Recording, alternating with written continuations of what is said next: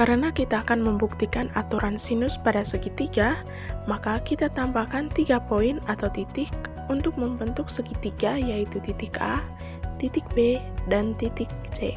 Kemudian kita hubungkan ketiga titik tersebut menggunakan slide atau garis segmen dari A ke B, dari B ke C, dan C ke A. Setelah itu kita ubah terlebih dahulu nama dari setiap sisi-sisinya. Sisi F, sisi G, dan sisi H menjadi sisi A, sisi B, dan sisi C. Selanjutnya, memasukkan nilai panjang dari setiap sisi dengan mengklik kanan, lalu pilih name dan value, maka akan muncul nilainya.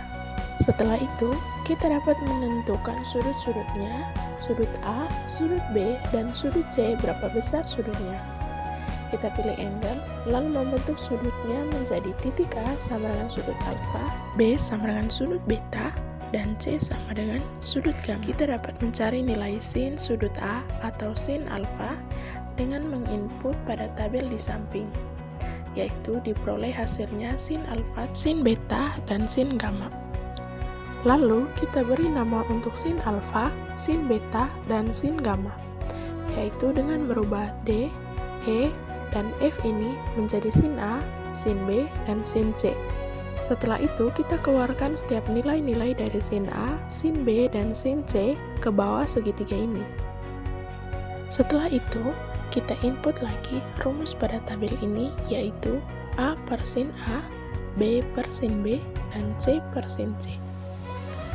Lalu kita keluarkan nilai-nilai tersebut ke bawah gambar segitiga ini. Setelah kita dapatkan nilainya, seperti yang kita ketahui bahwa aturan sinus itu berlaku bahwa A per sin A sama dengan B per sin B sama dengan C per sin C.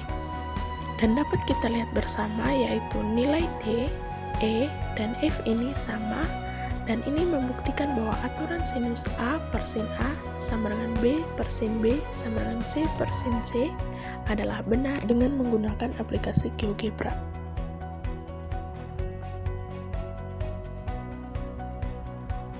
Langkah pertama yang kita lakukan adalah membuat datar segitiganya menggunakan poin untuk membuat titiknya. Yang pertama kita klik titik A, titik B, dan titik C. Selanjutnya, kita hubungkan dengan menggunakan segmen dari titik A ke titik B, dari titik B ke titik C, dan dari titik C ke titik A. Selanjutnya kita ubah dan kita tampilkan nilai dari sisi-sisinya. Setelah kita ketahui nilai dari sisi-sisinya, selanjutnya kita akan mencari sudut dari sudut A, sudut B, dan sudut C dengan menggunakan close angle. Selanjutnya, untuk menentukan sudut, kita harus mengklik searah dengan jarum jam, yaitu dari titik B ke titik A dan dari titik A ke titik C.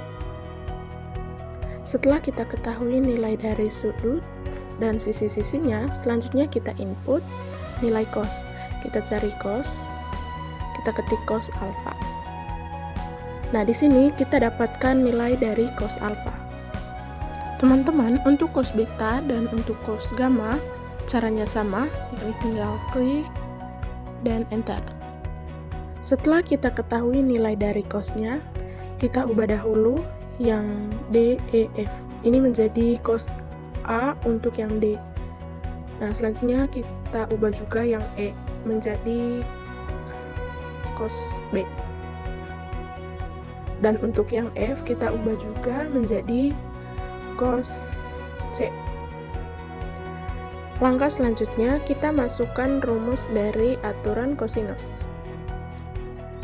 Untuk mencari nilai A, itu kita input. Di sini kita bisa tulis B kuadrat ditambah C kuadrat dikurang 2BC dikali cos A.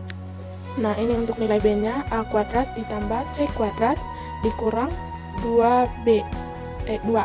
Kita kalikan dengan cos B. Nah, untuk nilai C-nya, berarti kita input A kuadrat ditambah B kuadrat dikurang 2AB dikali cos C. Setelah kita temukan nilai dari aturan fungsi kosinusnya, selanjutnya kita pindahkan nilai dari aturan kosinusnya. Nah, setelah kita pindahkan, untuk membuktikan aturan kosinusnya, kita lihat ketika kita ubah sudut atau titik A ini, maka nilai D-nya tidak akan berubah. Di sini nilai D-nya tetap 50. Nah, di sini untuk yang B kita ubah, maka nilai E-nya tetap. Begitu juga dengan yang C.